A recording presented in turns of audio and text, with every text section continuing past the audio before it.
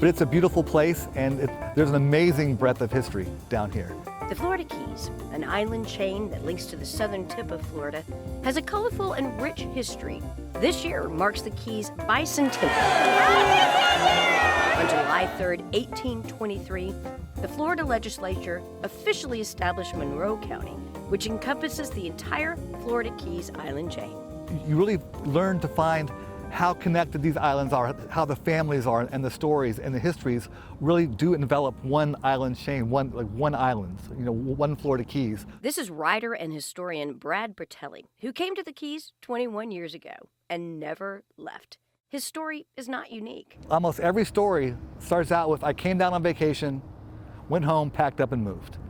And that's 9 out of 10 people who live here today, that is how they started.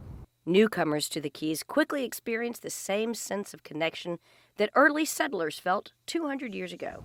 People come to the Keys and they think automatically Key West. And Key West is the heart and soul of the Florida Keys, and it's where everything kind of begins. But you can't tell a Key West story without telling an Islamorada story or a Key Largo story or a Marathon story. All the islands are connected in a large part because of the early pioneers who first came to these islands. Early inhabitants relied on the water and the boats that connected them to other island populations.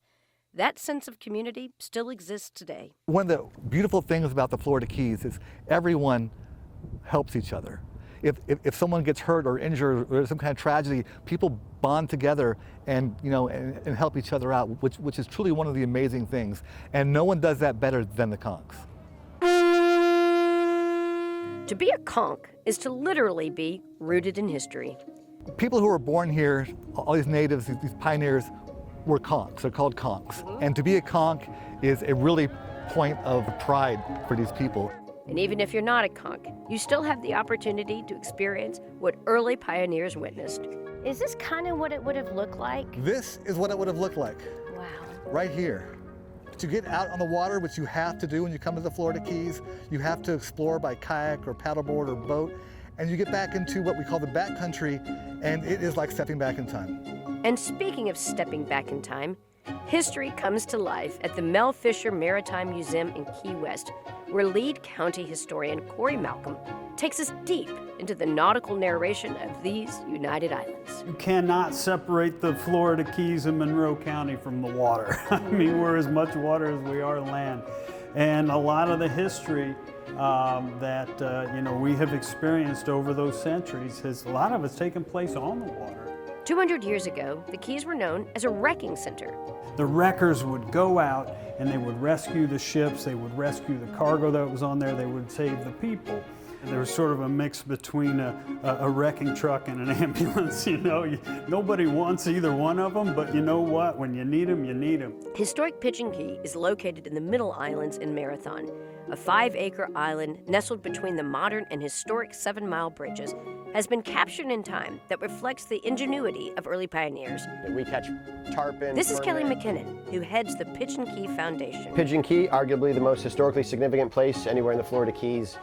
Back from 1908 to 1912, over 400 men lived on this little 5-acre island under the direction of Henry Flagler and built the overseas railway from Miami on down to Key West. Wow. When the historic 7-mile bridge was built, it was considered a marvel in early 20th century engineering. It's absolutely incredible. When you consider the tools and the technology they had at the time, they were still using old derrick barges with steam engines. They didn't have any bug spray, so they're wiping diesel fuel and kerosene all over the bodies to try to keep the bugs at bay. To put it into some sort of perspective, they're still using old school diving bells and guys on top of the surface with a crank sending air down to the divers to do the underwater work. Visitors to Pigeon Key have an opportunity to visit a place encapsulated in history. So 3 times a day, our brand new tram comes across the historic old 7-mile bridge and brings tourists out to the island, and they do a guided historical tour of the island. The short 2.2-mile journey can also be experienced on bicycles, so visitors, resident cyclists, or walkers get to see the same sunset that stirred the hearts of settlers 200 years ago. So just to think that 200 years ago, the pioneers that were here were seeing exactly what we're seeing. It's like been encapsulated in time. And that's really exciting. It is. It's really a privilege to be able to call this home.